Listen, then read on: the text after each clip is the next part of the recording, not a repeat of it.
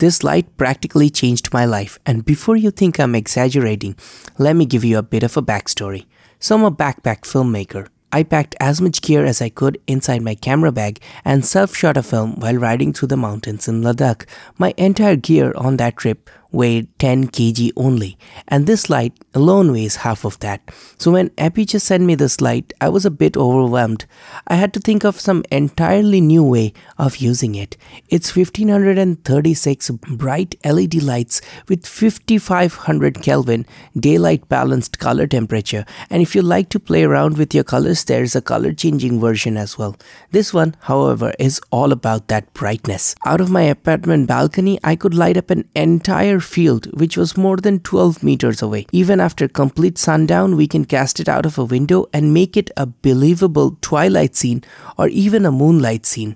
And for photography people, it's almost like a constant flash, which means on a full frame body like the D750, shooting a low ISO of 320, the camera exposed correctly at shutter speeds of 500, eliminating any risk of shaky images due to unstable hands even while using an 85mm lens. I've had this light for over 2 months now, and I've shot hundreds of images with it. I've also shot single light setup tech videos with it, and also twin light setup tech videos where the Amaran 672C was used as a secondary fill light. And let me tell you, I was blown away by the quality every time I use this light.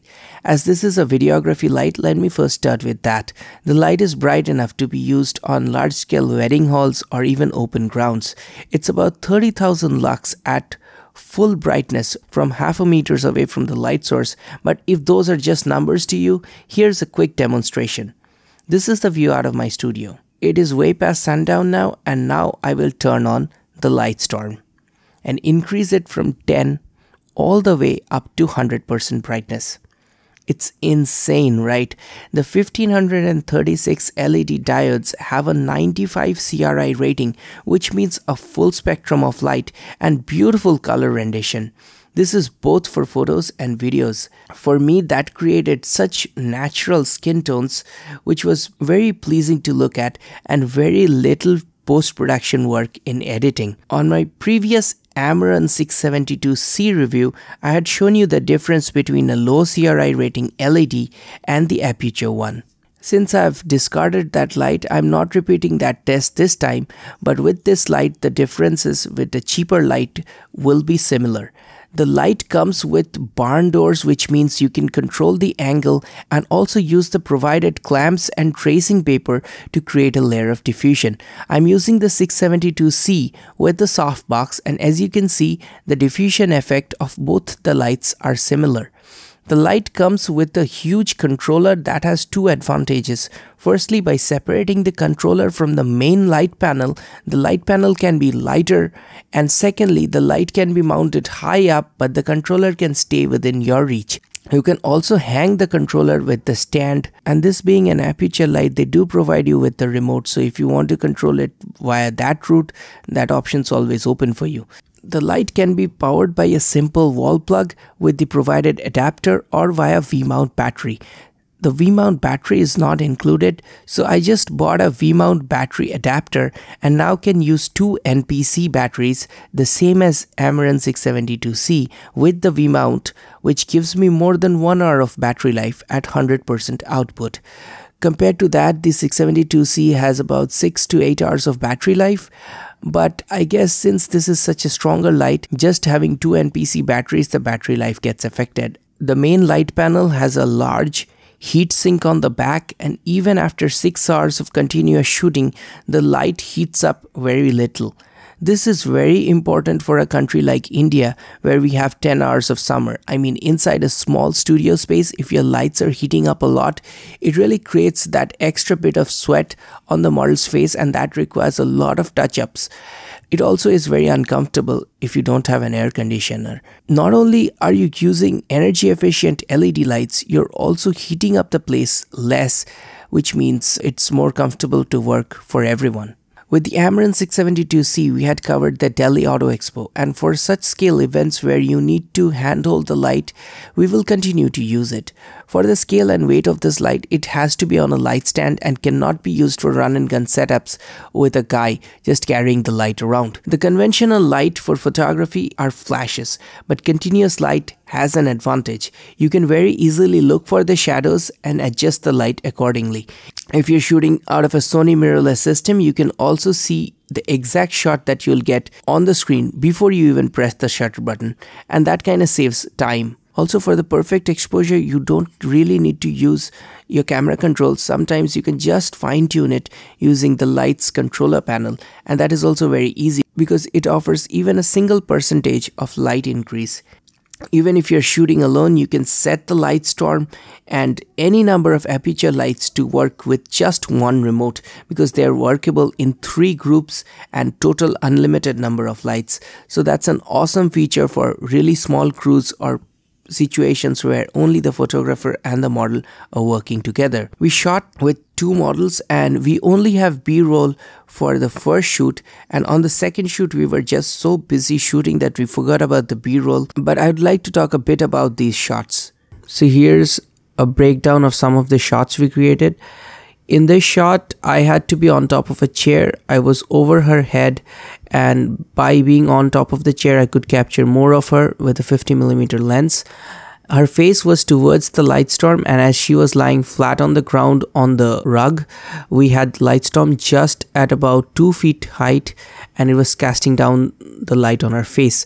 From the other side, the fill light was natural daylight coming out of a curtained window. This shot has a very even fill because of both sides being lit, and it turned out to be really good. I think this is the favorite shot of the lot. The second shot that we'll be talking about, this shot where she was just sitting on the ground, again on the carpet. This is a different room. So the Lightstorm was coming in from right from my side, my left side, which means her right side, and 45-degree angle towards her.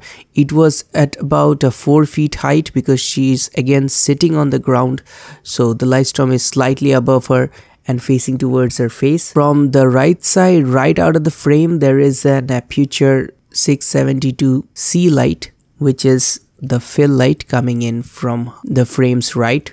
To have very little natural light here because it was almost after sundown, so whatever light you're seeing in this shot is created by Aputure lights, both the Lightstorm and the 672C. I really like how I blurred out her stockings on the leg and focused on the eye. 672C here is falling from the right of the frame, and that is the light that you're seeing on her face and her eyes as a catch light. The Lightstorm is coming in from the opposite side, and that is creating the highlights on her hair, and it's a simple 2-light setup with a little bit of diffused light coming in through the curtains from the back. She was just tying her shoes and I liked the angle, so I shot. The Lightstorm was being bounced off walls and ceiling here.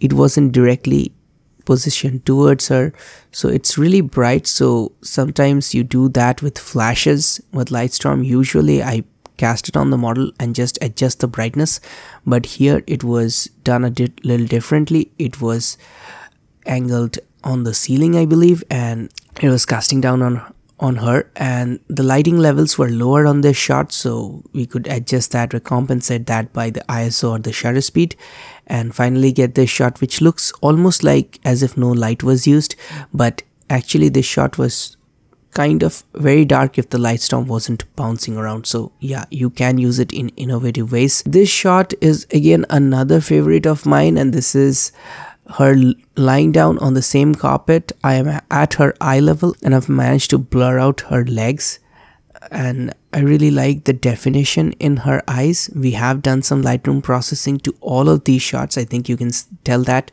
For the lighting setup, again the Lightstorm was at 2 feet height from the ground because she's on the ground, and it was cast directly on her face, and we were using some fill light from the frames left, which was again the 672C, which is creating that highlights on her hair.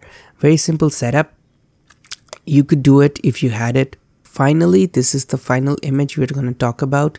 We cast the Lightstorm out of the window and through the diffused curtains to create a very dramatic photo. I don't know if you guys like it, but I personally did like it a lot. I just wanted to mention this one because Lightstorm was outside the room on the balcony and it was casting out back through the curtains. So that's all the images. I hope you guys liked it. If you guys have something to critique, do put it in the comments below. I am still just a beginner and I would love to hear you. It's hard to find faults with a product that produces such professional result on a limited budget. Even the fit and finish is great. The light feels super premium. Everything is well made. The cable quality, the controllers is all very good. Even the connections are very secure. It's a 10 out of 10. It's not exactly affordable, and some will argue that a similar setup can be done with cheaper lights, but if you're the type of person who cares a great deal about quality and natural skin tones or even beautiful color rendition, then you'll fall in love with this. At the beginning of this video, I said this light changed my life. I wasn't exactly exaggerating. You see, I've never shot portraits or fashion shots like this, but for this review, I wanted to try it out and I started it. And now I want to continue this, and I'm setting up my own apartment as a small studio. Last time we did a motorcycle shoot with light, the Amaran 672C, and I would have done it this time as well, but just because I cannot carry it on a motorcycle and need a car to carry it, that shoot didn't happen. But it will happen soon and I will post it on my Instagram, so if you guys want to see it, go over there and follow me. If this is the first time on my channel and you like this review, please hit that subscribe button and hit the bell icon next to it. And if you're already a subscriber, please share this video out with anybody who's interested in photography and filmmaking. Thanks for watching and I'll see you very soon. This is Rahul. Goodbye.